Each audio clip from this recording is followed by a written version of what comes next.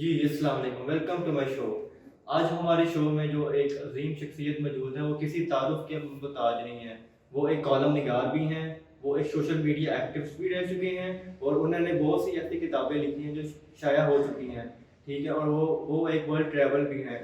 जी, आइए आप हम उनसे पूछते हैं उनके बारे में कि वो उनकी जर्नी कैसी रही। जी जनाब अल्लामा इफ्तिखार साहब, क्या हाल चाल है Thank you आपके? very much for inviting me for your interview. बड़ी ऑनर की बात है. जी, आपको अलामा क्यों कहा जाता है? I am 55 years old और मेरा सफ़र जो है I was about 16 when my father was died. He was school teacher. तो पोइट्री का और जो है तहरीरें लिखने का शौक़ जो है वो मुझे when I was in 5th grade और मैं 5 क्लास में था तब मुझे जो है वो अल्लाह ताला का फजल और वालिद साहब की तरबियत की बहुत ज़्यादा उसमें शामिल हाल थी।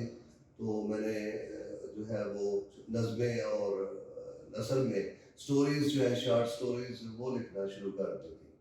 तो इसी तरह एक ग्रैंड कंपटीशन गुजरांवाला में हो रहा था जिसमें बहुत सारे अजला से बहुत सारे डिस्ट्रिक्ट से स्टूडेंट्स आए हुए थे, तशरीफ़ फरमा थे और एजुकेशन मिनिस्टर्स वगैरह तशरीफ़ फरमा थे।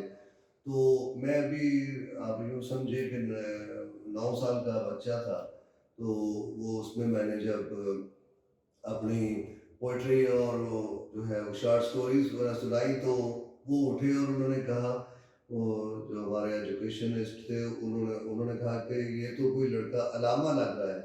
तो बस फिर अल्लाह ताला का फजल हुआ गया और उसके बाद फिर तमाम टीचर्स, मेरे घर वाले, मेरे गांव वाले, तमाम जो है वो स्कूल में अलामा के नाम से मशहूर हो गया। हमारे व्यूअर्स यही जानना चाहते हैं कि सबसे पहले आपने सफ़र का आगाज़ कहाँ से किया? My first journey of abroad जो था वो इट वाज 1988। मैंने 1988 में जो है अपना ज़िंदगी का इंटरनेशनल सफ़र जो है वो पहला मेरा सफ़र था when I was 23 years old. और ये सफ़र जिस कंट्री का था उसका नाम जापान था और ये एक बहुत अच्छा एक्सपीरियंस था। बहुत अच्छा जो है वो मुझे वहाँ से, वहाँ के लोगों से और उनके रहने सहने और उनके खाने पीने सब देयर वाज टोटली डिफरेंट। तो मुझे तो बहुत अच्छा वो लगा। जी। जी, माशाल्लाह आपका जो पहला आगाज़ था सफ़र का बहुत अच्छा, उनके भी अच्छा लगा। इनके अलावा आपने सर किस-किस इलाके का सफ़र किया? किस जी, मुल्क में? जी अली ज़फ़र, मैंने जापान के अलावा जो है थाईलैंड, तुर्की, ब्राज़ील और साउथ अमेरिका में बोलिविया और पेरू, अर्जेंटाइन और इक्वाडोर, इसी तरह शॉर्ट सा स्टे यूके और मैड्रिड स्पेन में। और उसके बाद सबसे पहले मैं समझता हूँ कि मेरी खुशनसीबी ये भी है कि मैंने अल्लाह का घर भी देखा। मैंने नबी करीम सल्लल्लाहु अलैहि वसल्लम का रोज़ा भी देखा। मैं सऊदी अरब में भी गया और उम्रा भी किया। उसके अलावा मैं दुबई, युगांडा, कीनिया और तंजानिया, ये मैंने ममालिक इनको भी विज़िट किया है। जी, जी। माशाल्लाह आपने जिन कंट्रीज़ के नाम बताए हैं, दिली खुशी हुई है कि अगले मतलब जो लोग हैं वो भी इन जगह पर जाके विज़िट करें और जाके देखें। और स्पेशली आपने जो बात बताई है सऊदी अरब जाने की, आपने वहाँ पर हज भी किया मतलब उम्रा भी किया है, जी। बहुत खुशी हुई है। अल्लाह पाक सबको वहाँ पर जाने की तौफ़ीक अता आमीन फरमाए। सुम्मा आमीन। और इसके अलावा मैं सर आपसे यही जानना चाहता हूँ जी कि प्लीज़। इतने मुल्क आपने विज़िट किए हैं, कौन-सा मुल्क आपको ज़्यादा अच्छा लगा? सच्ची बात तो ये है अली ज़फ़र साहब के जो है सबसे प्यारा जो अल्लाह का घर जो है और नबी करीम सल्लल्लाहु अलैहि वसल्लम का रोज़ा, उससे बढ़कर तो दुनिया में कोई भी जगह नहीं हो सकती। बेशक। तो बाकी अल्लाह ताला की बनाई हुई सारी जो है दुनिया बहुत ही खूबसूरत है और मुझे सारे ही ममालिक जहाँ मैं गया मुझे सारे ही अच्छे लगे। उन लोगों के लोगों से मिलकर भी इंतहाई खुशी हुई क्योंकि आप जब किसी दूसरे मुल्क में जाते हैं आप भी अपने मुल्क के सफ़ीर होते हैं और उन लोगों का भी जो भी उनका एटीट्यूड होता है उससे आप अंदाज़ा कर सकते हैं कि इस मुल्क के लोग जो हैं वो कैसे होंगे। तो मुझे वाक़ई फिर भी मुझे जो बोलिवियन और स्पेनिश लोग हैं मुझे बहुत ही ज़्यादा और इस तरह जापानीज़ भी बहुत अच्छे लगे। जापानीज़ का थोड़ा-सा ये है कि वो उनके पास टाइम बहुत शॉर्ट होता है कि वो एक मकूला है, मैंने वो ایسی بات چیت میں ہی میں نے اپنے کالم میں بھی لکھا تھا کہ اگر ان سے آپ کہتے ہیں کہ رک کر بتائیں کہ ٹائم کیا ہوا ہے، تو کہتے ہیں ہمارے پاس ٹائم دیکھنے کے لیے ٹائم نہیں ہے. لیکن یہ جو اسپینش بولیویا جس کا میں ذکر کر رہا ہوں، وہ لوگ تو اتنے ڈیسنٹ ہیں اور اتنے کوآپریٹو ہیں کہ اگر اگلی دفعہ اگر آپ ان سے کہتے ہیں نا کہ مجھے جانا ہے، مطلب آپ کوئی کسی ایریا کا نام لیتے ہیں، جی مجھے فلاں جگہ جانا ہے، مجھے لاپاز جانا ہے یا مجھے فلاں سٹی جانا ہے، وہ بعض دفعہ جو ہے نا لوگ آپ کو ساتھ ساتھ چل کر ادھر مطلب ساتھ چلنا شروع کر دیں گے کہ آئے ہم آپ کو وہاں تک چھوڑ کے آتے ہیں. اتنے زیادہ کوآپریٹو ہیں. ماشاء اللہ وہاں کے لوگ بھی مطلب اچھے ہیں، کوآپریٹو بہت اچھے ہیں لوگ اور ہیں. ہمدردی کرتے ہیں. لوگ جو آتے ہیں ان کا استقبال بڑے جوش و خروش کے ساتھ کرتے ہیں. جی بالکل ایسے ایسے ہی. ہی. تو مطلب آپ کے لکھنے کا شوق آپ کو سب سے جی کب تھا اور کیوں تھا؟ جی علی ظفر، یہ میں جیسے بتا رہا تھا کہ وہ اللہ تعالیٰ کی مدد سے جو ہے، چونکہ میرے والد صاحب ٹیچر تھے اور انہوں ان کی شروع سے ہی ڈیزائر تھی کہ میرا بیٹا جو ہے ایک اسپیکر ہو، ایک ڈبیٹر ہو، ایک رائٹر ہو. اور I am very much thankful to my father کہ انہوں نے میری جو پرورش جو ہے اس طرح سے کی. تو مجھے اچھی طرح سے یاد ہے کہ میں میرا خیال ہے فورتھ کلاس میں تھا، تو وہ مجھے مریض لے کر جا رہے تھے. تو انہوں نے کہا کہ تم نے جو ہے وہ اس ٹریول کی ساری سٹوری جو ہے نا وہ لکھنی ہے، اور اچھی سٹوری لکھو گے تو میں آپ کو جو ہے اچھا ایسا انعام دوں گا. تو اس طرح سے بچپن سے مجھے یہ شوق تھا. تو اللہ تعالیٰ کا فضل ہوا، جب میں نے میٹرک 10th کلاس میں فارغ ہوا تو میری پوئٹری کی بک لب تشنا کے نام سے پبلش ہوئی اسلام آباد سے. اور وہ میری پہلی جو ہے وہ باقاعدہ ایک پبلشڈ بک تھی، شاعری کی تھی، شاعری کا مجموعہ تھا. سیکنڈلی پھر میری جو ہے وہ میں نے یہ جو میرے سفر ہیں جاپان وغیرہ کے، وہ دنیا کے 7 ممالک جو پہلے سفر کیا تھا ان کی جو ہے وہ لاہور سے کلاسک پبلشر سے میری بک شائع ہوئی، اردو میں سفر نامہ ہے، اس کا نام ہے گھر کیسا لگا، جس پر عطاء اللہ قاسمی صاحب جو ہیں وہ جو اپنا یہ بہت بڑے رائٹر ہیں اور کالم نگار ہیں اور وہ ایکس ایمبیسڈر بھی رہے کافی ممالک میں، انہوں نے اس کے اوپر اپنا تبصرہ لکھا تھا. تو اس طرح سے وہ میرا دوسرا سفر نامہ تھا. اور پھر اللہ تعالیٰ کی ذات نے جب مجھے حرم پاک کی زیارت کرائی تو پھر میرا تیسرا سفر نامہ جو ہے سفر نم دیدہ کے نام سے جو ہے وہ پاکستان کی جو بھی کہہ لیں کہ لائبریریز ہیں، جو پبلک لائبریریز ہیں گورنمنٹ والی، ان میں پڑھا ہوا ہے. یہاں گجرانوالہ میں بھی اگر آپ جناح لائبریری جو ہے تو آپ کو وہ میری کتابیں پڑھنے کو مل سکتی ہیں. ماشاء اللہ آپ کا کافی چیزیں آپ نے جو بتائی ہیں، آپ کا کافی زیادہ واسٹ نالج ہے. اب میں ویورز کو بھی یہی کہنا چاہوں گا کہ ان کی جو کتابیں ہیں ان سے رہنمائی کریں اور پڑھنے کی زیادہ سے زیادہ کوشش کریں. جی سر، میں آپ سے ایک سوال پوچھنا چاہتا ہوں کہ آپ کو زندگی میں ایسا کیا واقعہ پیش آیا جس میں آپ مطلب ڈپریس ہوئے ہوں، یا آپ کو زندگی میں مشکل پیش آئی ہو، ڈیفیکلٹی پیش آئی ہو سچویشن میں، آپ نے اس چیز کو کس طرح کم بیک کیا، اس چیز سے کس طرح آپ کو لے کے چلے؟ جی علی ظفر، ایسا ہے کہ ویسے تو زندگی واقعات سے بھری پڑی ہے.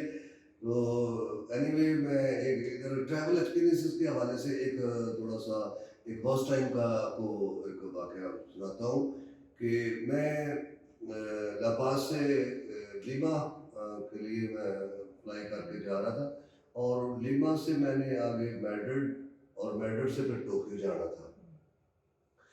تو لیما ایئرپورٹ پہ جو ہے وہ امیگریشن والوں نے مجھے جو ہے وہ بھی کنٹری جو ہے تھوڑا سا اس میں کرپشن ہے، اور اس کے جو امیگریشن اور کسٹمز والے تھے انہوں نے مجھے ادھر روک لیا تھا.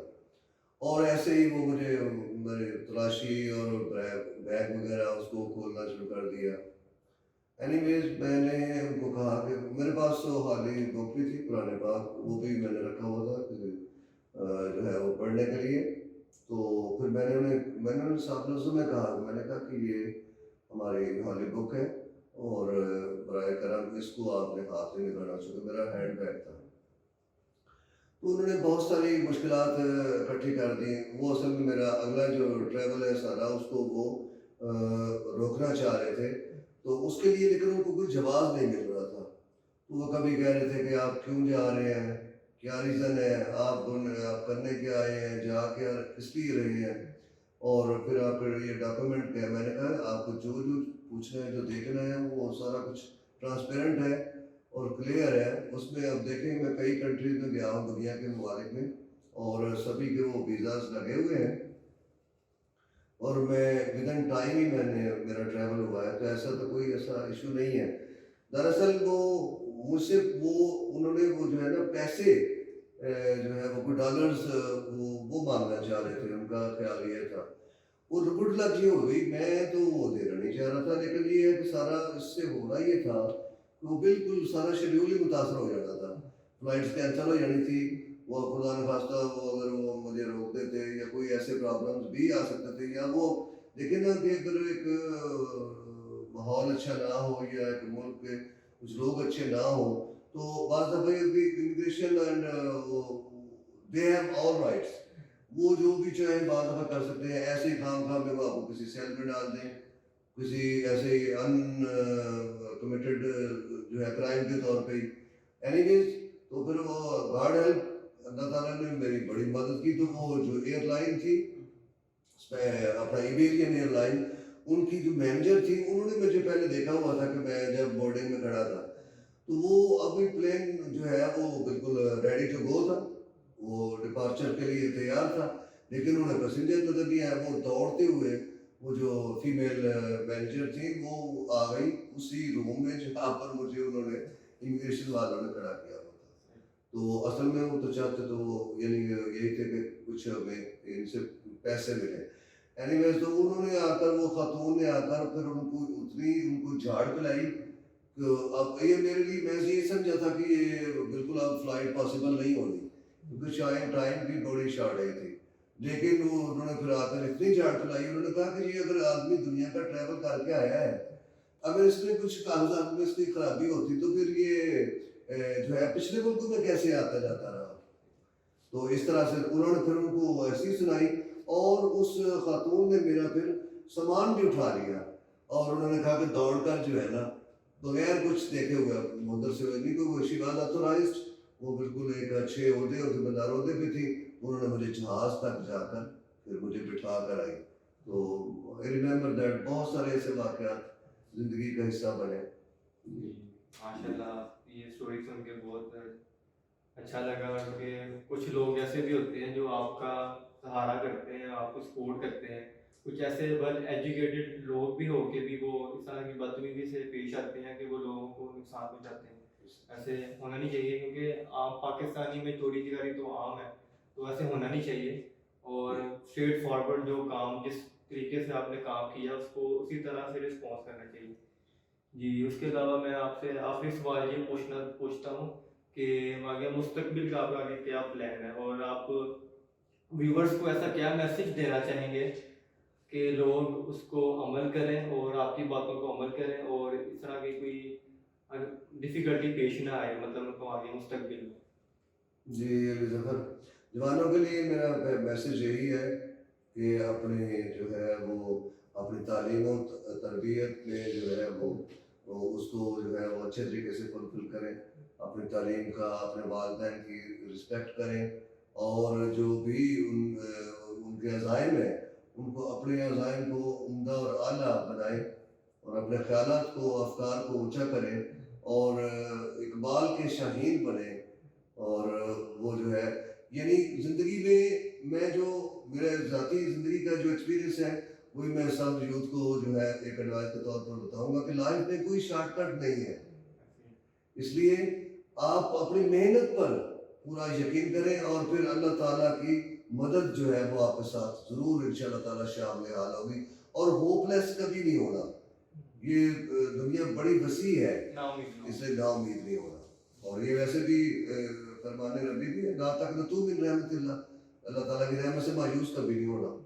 ٹھیک ہے جی, یہی میرا پیغام ہے یوتھ کے لیے. جی ناظرین, اسی کے ساتھ میں اپنے شو کا اختتام کروں گا اور اپنے خصوصی مہمان علامہ افتخار صاحب کو اجازت دوں گا کہ انہوں نے ہمارے شو کو چار چاند لگائے. انہوں نے اتنی اچھی اچھی باتیں ہمارے ناظرین لوگوں کو بتائی جس سے وہ کافی لوگ سیکھے ہیں, اور انشاءاللہ وہ ان کی باتوں پر عمل بھی کریں گے اور اس کو اپنی ڈیلی لائف میں اپنائیں گے. جی اسی کے ساتھ میں اپنے شو کو اجازت دوں گا. اللہ حافظ.